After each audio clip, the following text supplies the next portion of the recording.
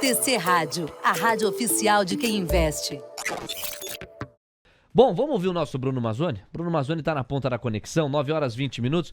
Brunão, vamos organizar os pontos de Indifute e Dalfute e você fica à vontade para trazer o seu insight sobre a luz do que foi a decisão do Copom de ontem. É gráfico pra galera, a cobertura mais completa tá aqui, Brunão. Você vai falar pra muita gente. Por exemplo, pra Sabrine Gomes, pro Jerry Reis, que escreve melhor canal do mercado, merecem 5 mil likes. Quem mais? Pro Digão, pro Miqueia Silva, pro Cauê Batalhão, pra Marcela Runge, pro Garden Altson, olha aí. Pro Apílio Barros, pro Matheus Reis, pro Devanir Vieira Sarmento, pro Cláudio Costa e pro Recruta Zero. Além do meu xará, o Leonardo de Lima Fabrício. Valeu, meu querido. Diga aí, Brunão, bem-vindo. Fala, Léo, muito bom dia. Ótima quinta-feira para vocês. Estava escutando aí o que o Curlê estava dizendo sobre o ritmo de corte. Seria bem mais importante se o Roberto Campos sinalizasse realmente ponto 50 já em agosto. Bom dia para quem nos acompanha no YouTube e também na TC Station. Pessoal, o meu gráfico, eu começo com o índice futuro. Vou dar um zoom para vocês aqui. Ele está um pouco tartaruga por problemas técnicos aqui do TradingView. Então ele já chegou em um ponto de resistência e vou falar bastante dele, que eu estou olhando para o meu profit aqui, que é os 122,065. Acima dele tem o 122,130. Então são os dois pontos de resistência. Ontem ele dormiu praticamente no meu último ponto do 122. Depois desse ponto do 122,740, pessoal, é 123,500 que eu tenho. Então é um grande pulo aqui que o índice vai ter para mim, de praticamente nada de resistência nesse gráfico. Então, para os vendedores, é importante que ele sobreviva aqui, não passe hoje do 122,130. Tá? Eu sei que está com um pouquinho de delay. E aí os suportes principais ficam na casa do 300, 121,300, 121,240, 121,185 são os três grandes suportes aqui para o mini índice devido a essa abertura. Já o Dolinha, também, pessoal, com certo delay, tá? Ele abaixo aqui dos 4,766 é um ponto de suporte, tá? Forte, abaixo 4,761, 4,755, sempre com bastante pedágio agora, está em mínima do mês, mensal, né? Então é importante, também próximo das mínimas pós-pandemia, março de pandemia ali, então são pontos difíceis aqui, mas a tendência ainda é de queda e continua o mesmo trade. Olha para quanto subiu no seu gráfico de 60, 15 minutos para cima, dentro dos últimos 5 dias e tenta especular, caso suba hoje, vendas, é assim que o índice, é assim que o Dolinha, tem se movimentado. Pontos estáticos para a abertura de hoje, pessoal, 4,794,5, a única resistência que eu tenho ali. Boa, Brunão, 9h23, segura as pontas, já devolvo a bola pra gente falar dos gráficos da terra do Tio Sam e do gráfico das commodities.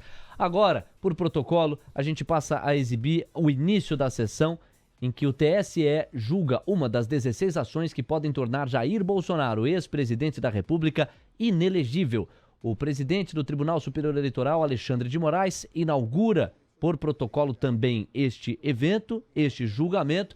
Nós vamos ouvi-lo rapidamente e monitoraremos em paralelo os desdobramentos. Há uma expectativa de que haja pedido de vistas, o que pode empurrar para bastante para frente esta decisão a respeito da inelegibilidade de Bolsonaro. Vamos acompanhar.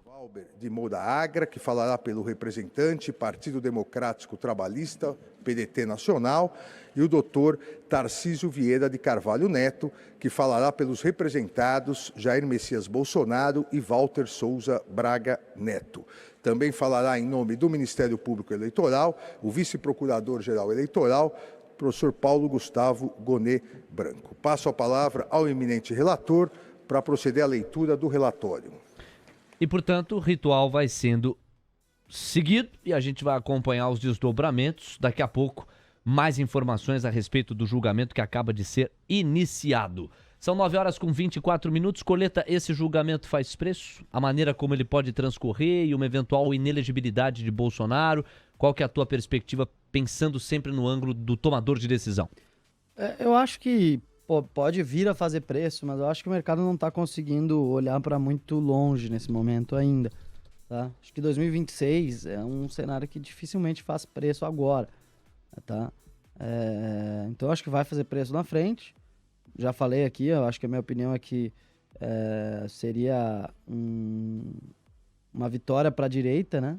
Uma inelegibilidade do Bolsonaro, seria uma chance muito maior de vencer as eleições de 2026, porque o Bolsonaro, enquanto um cabo eleitoral, atrai muitos votos e ao mesmo tempo não tem a rejeição que tem, né? Então, nomes como o Tarcísio, o Zema, o próprio Eduardo Leite, algum nome mais à direita aí que venha a aparecer para 2026, no caso de o Bolsonaro não poder concorrer, tendo o apoio do ex-presidente, estaria como favorito, amplo favorito aí, na minha opinião, para a corrida. Mas eu acho difícil que isso faça preço agora, até porque... O mercado vai na frente, mas não tanto. Então, você tem o Brasil, tem uma neblina grande, né? Não consegue olhar uma curva tão longe lá na frente e a gente tem tantos temas atuais, né? O mercado externo muito incerto, né? Onde é que vai estar a economia global daqui a 2 anos, né? Que dirá daqui a 4. Então, acho que difícil que faça preço em câmbio, em bolsa, nesses ativos financeiros aí que a gente comenta. 9h26, obrigado pessoal pelos mais de 500 likes. Daqui a pouquinho os 600, faltam 68 likes para que nós cheguemos aos 600. Obrigado ao Guga, ao Recruta Zero, ao Ezequiel Lourenço, ao Leandro Cadete, o Westbike. Deixa eu mandar um super abraço aqui, ó. Tem gente nova chegando com a gente. Mais um amigo aqui pro nosso coral, o 5% Trader. Bom dia, acabei de me inscrever no canal, primeira vez aqui, achei muito boa a dinâmica, show! Seja muito bem-vindo, seja muito bem-vinda. Vamos juntos aí, meu parceiro, obrigado pelo carinho. São 9h26, já o Caio Melo tá aqui nos microfones para o nosso giro de notícias. Agora, eu tenho o Guilherme Cunha para atualizar a Racional, tenho o Diego Kerber para atualizar o caldo internacional e, na sequência, o Bruno Mazzoni para se despedir nessa primeira hora. Então vamos lá, primeiro a fotografia atualizada da porta para dentro e aí quero te ouvir, Gui. Indifut voltou a acentuar e encorpar o viés de baixa, 0,70% de recuo, 121.880, não vai dando brecha alguma o Indifut para que se suspeite que ele possa melhorar a situação, pelo menos até aqui, já estamos chegando na metade do mercado de futuros. Ibovespa futuro nesta toada, Dolfut 0-0, impressionante o Dolfut, R$ 4,769, lateralizado. E a curva de juros, mesma fotografia, não tem notícia nenhuma também, Gui. Contratos curtos pedindo 4 pontos base mais nos prêmios, contratos médios e longos desidratando cerca de 4 pontos base. Boa, Léo, a atualização é que eu vejo que vamos ter sim os dois índices, né, indo para baixo, tanto o WDO quanto o WIN, dólar futuro, índice futuro, indo para baixo no contexto do dia. Essa primeira 1 hora, Léo, é um contrato de volatilidade muito grande à espera das expectativas da abertura do à vista, que eu vejo que só vai intensificar esse movimento da queda do índice. 121.600, né, 121.650, um dos principais pontos aí que tende a diminuir essa pressão vendedora, mas do jeito que está vindo o índice, já dá para entender que vai ser só uma parada e depois o rompimento tende a ser claro que daí é um abismo para baixo. Então esse é o contexto que eu acredito fortemente no índice, que só teve um fluxo vendedor depois de bater as suas máximas do dia. E o dólar idem, viu, Léo? Tá subindo, chama vendedor de um formato imediato, tem mais 15, 20 pontos para poder cair e aí sim chegar num ponto extremamente relevante como é o 121.650 do índice, mas a atualização é que os dois ativos tendem a ir para baixo durante o dia de hoje. Boa, 9h28, em prol da informação aqui, a gente chegou a cogitar dentro do raciocínio do Corleta quais seriam as próximas reuniões do Copom.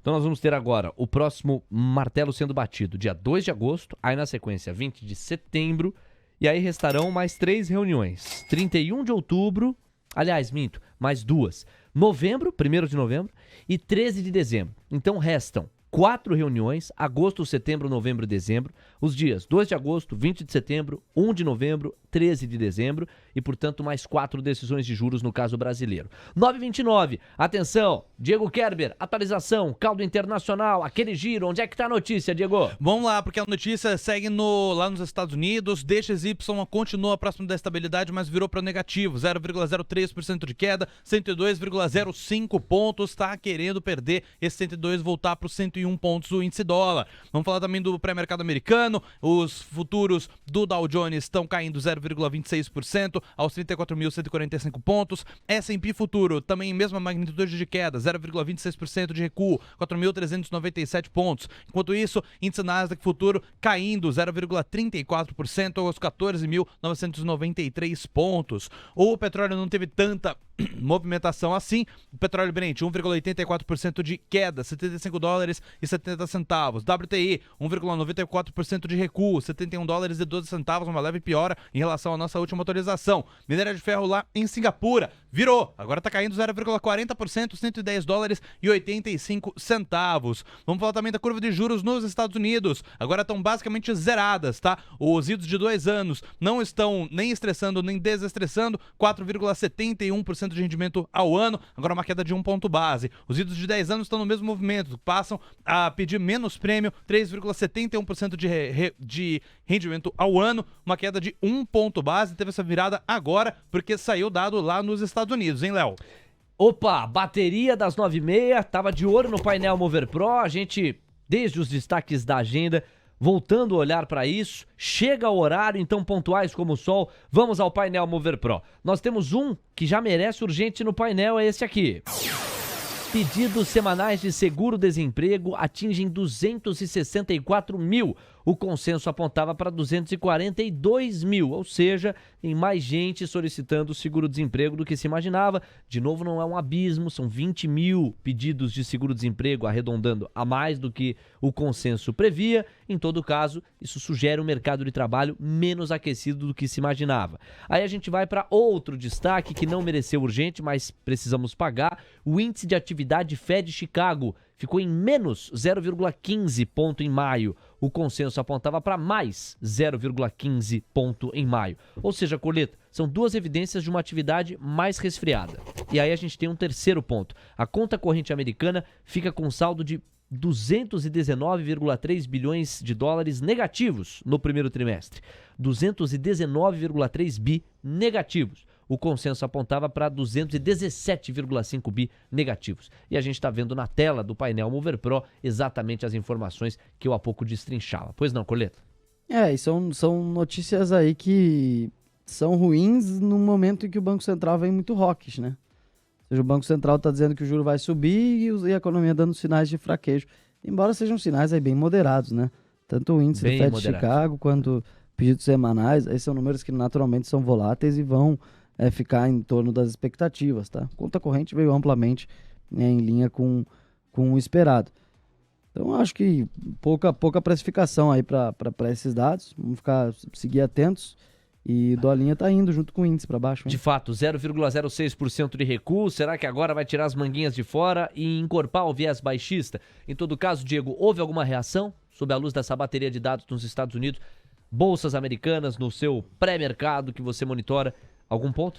Sim, houve alteração. Eu estava narrando aqui exatamente esse momento de virada. Os yields de 2 anos seguem desestressando 1 ponto base e meio, 4,70% rendimento anualizado. Os yields de 10 anos chegaram a tocar 1 ponto base e meio a menos nos pedidos de prêmio, agora voltaram basicamente para o 0 a 0, 3,72% de rendimento ao ano. Teve alteração também no DXY, ele deu uma leve acentuada na queda, 0,05% de recuo agora, 102,03 pontos. Tá querendo voltar para o 101, mas ainda não teve força para isso. Falando do índice VIX, recuando 0,87% agora, 13,75 pontos, se afastando dos 14 que a gente tinha falado que estava buscando no começo do programa, agora inverteu, aí a direção tá caindo. No caso do pré-mercado americano, teve uma melhora, tá? O Dow Jones vai caindo 0,21% agora, 34.162 pontos. O S&P Futuro vai arrefecendo a queda para 0,17% aos 4.401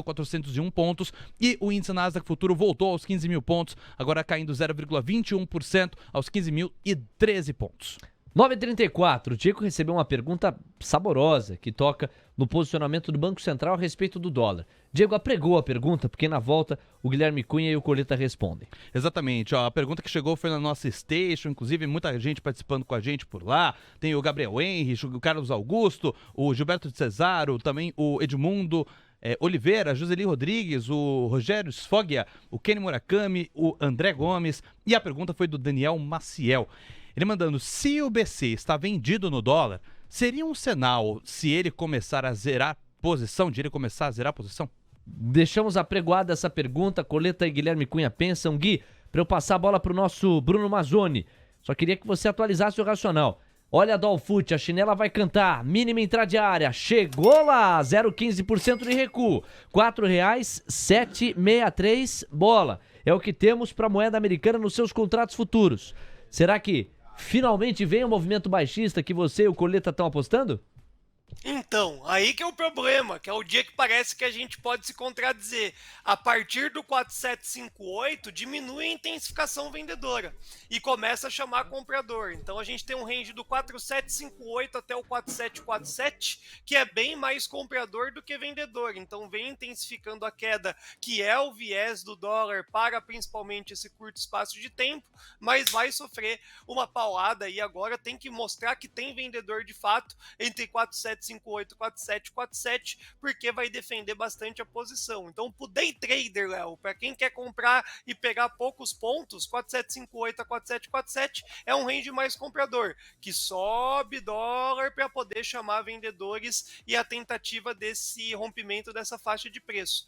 Então, vamos acompanhar de perto aí, 4758 já tem bastante ordem de compra para tentar segurar um pouco essa intensificação da queda no curto prazo. Aí, Mazoni, vamos contigo agora, então, gráficos da terra do Tio Sam, tão comentada a terra do Tio Sam, a partir das falas de Jerome Powell ontem na Câmara dos Representantes e hoje mais tarde no Senado, 11 da manhã, tem cobertura especial. E tão comentada a terra do Tio Sam com os Fed Boys nessa semana, vários vão falar. Você vai lá e comenta, especialmente pro Cris Oliveira. Bom dia, likei e cheguei. Ele até inverteu aqui, gostei de ver, Cris. Boa, original. O Elcio Franco, bom dia, like sempre. O Dan 123, também de olho aqui nos shorts da vida. O Jerry Reis, Gui é fera, doleta caindo. Olha o Praça, também o Abílio Barros. O Raul Nichelle, o Odemil Camargo. O Elbi Rodrigues, o Vando Félix. O Luiz Henrique, o Watson Rodrigues, bom dia, amigos, vocês são os melhores. Obrigado, Watson, vambora, Brunão, é você de novo. Vamos lá, Léo, vamos começar com o DXY, todos os dados aí, principalmente esse de trabalho aí, corroboram para um dólar mais fraco, então o dólar perde força, o DXY aqui não consegue encarar de tete a tete a alocação nos emergentes, então enquanto o DXY estiver caindo, pessoal, bom fluxo pra gente. Ficar de olho no índice, o índice talvez, eu difere do Gui e do Coleta, talvez o índice até suba, tá? Devido a essa fraqueza que o dólar está mostrando nesse momento. Suporte no DXY em 101,797, 101,715, tá? Quem que vai ditar esse dólar? Estou de olho aqui na curva de juros, o yield de 10 anos, que não cede. Caso esse cara comece a ceder, pessoal, graficamente perca um pivô aqui, vai dar um alvo, vai gerar um alvo para mim aqui muito mais baixo e o S&P deve vir junto, esse trade aí de fraqueza econômica. Enquanto estiver resiliente a economia americana, acho que o S&P se segura a esses patamares atuais, tá, dos 4.400 aos 4.323, para onde que o S&P tem taticamente aqui um ponto de suporte, independente da narrativa macro, 4.323 e 25 aqui é a primeira parada que eu tenho para o S&P. Agora, quanto mais dados fracos americanos aparecerem, tá, mais o S&P deve cair e mais a curva de juros fechar e o dólar se manter, vamos dizer assim, neutro ou até em queda, o que abre um trade positivo para o Brasil, que está reportando atividade econômica forte. Então, o mundo está seguindo o carry trade, né, o dinheiro onde tem mais juros real, Brasil, e aonde tem resiliência econômica, Brasil, tá? Então o Brasil é um grande destino aí durante esse momento macro atual. Se os Estados Unidos fraquejarem na economia com os próximos dados, a gente pode ter mais fluxo vindo para o Brasil, aí inverte, né? Ibovespa continua em alta e o dólar aí sim continua em baixa e não os dois em baixa. Já o petróleo, nada a comentar, pessoal, o petróleo a semana inteira aqui chato pra caramba, continua num patamar estável, bom para a Petrobras. Tá? E o minério de ferro, esse pode ter alguma surpresa nas próximas semanas, tá? Eu vejo que ele está em região de resistência, então não seria ali grande novidade acordar numa segunda-feira, por exemplo, o minério está a 105, tá? Então o minério tende a ter oscilações mais fortes, para cima menos, né? Tem o 117, está muito próximo aí da máxima que fez ali em 114, 113,40, então o minério ficaria mais de olho no minério, ele pode ser das commodities, aquela commodity mais volátil nesse finzinho de junho, Léo. Boa, Brunão, às 9h39, um abração pro nosso Bruno Mazzoni, que volta na faixa das 10, aí sim no Avista. Até lá, Bruno. Tchau, Léo, até daqui a pouco. Até. TC Rádio, a rádio oficial de quem investe.